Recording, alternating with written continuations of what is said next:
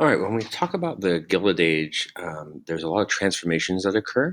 And one of the major transformations is in terms of how people use their time, the culture, and that sort of thing. Because when you have big changes like industrialization, results in big changes in society as well.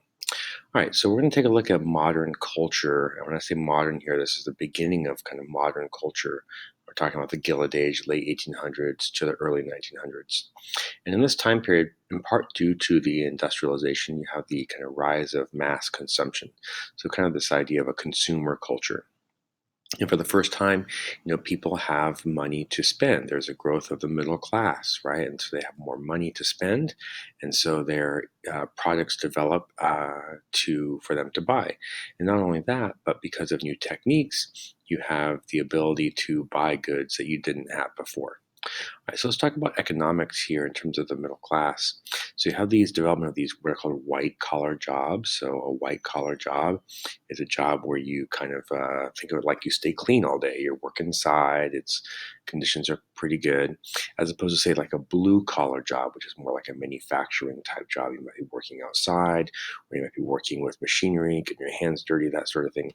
White collar jobs usually require a little more education, a little more skill, a little more training. So we're talking about like clerks, we're talking about managers, we're talking about accountants, right?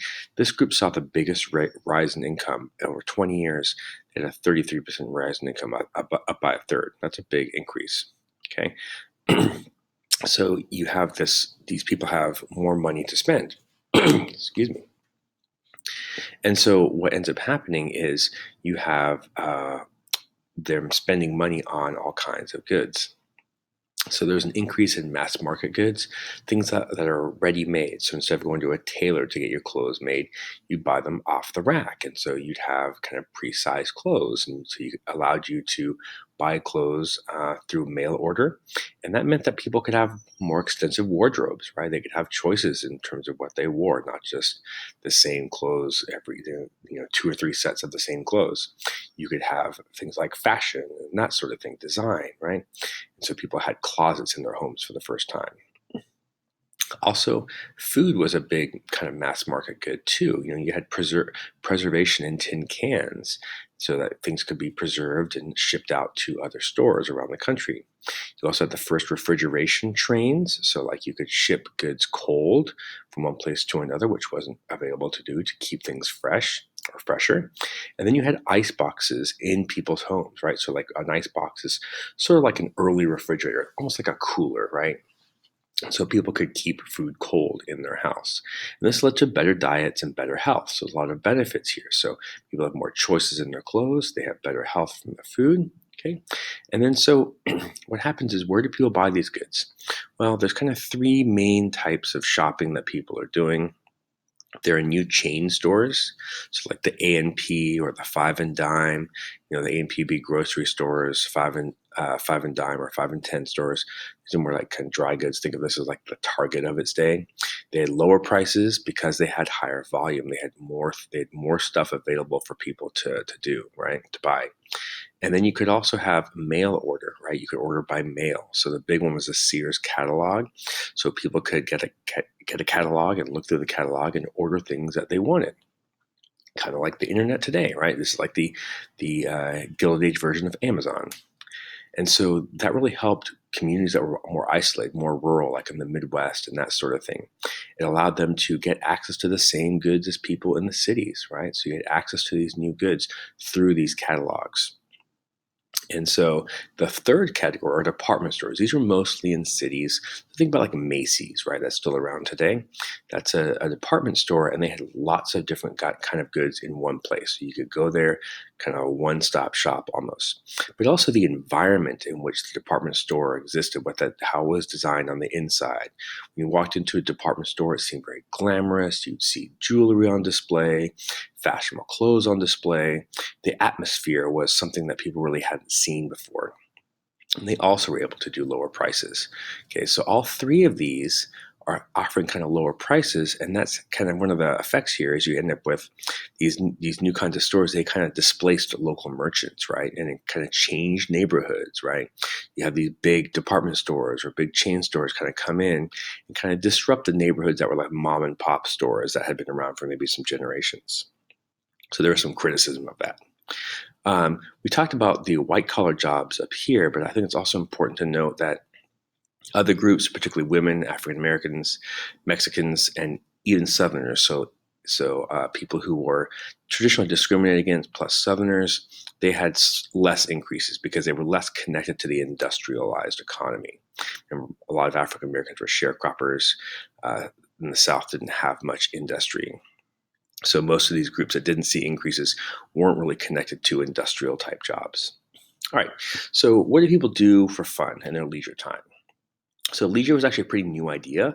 It was kind of adopted by labor unions for the 8-hour day, the 8 hours to work, 8 hours to sleep, and 8 hours to kind of do what you want.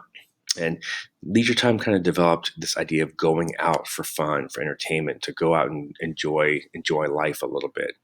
And there were certainly different kinds of entertainment for men and for women, right? So sports would be for men, more kind of theater for women. And so you had these new sports, like baseball was the most popular sport. College football starts to become popular as well. And a lot of these sports involve gambling, right? So it's kind of a male-dominated atmosphere, saloons, kind of like a bar, basically. So you have all these kind of sports that are meant for people to enjoy in their leisure time and go to and see. So vaudeville is a type of theater, and this is kind of the most popular form of theater.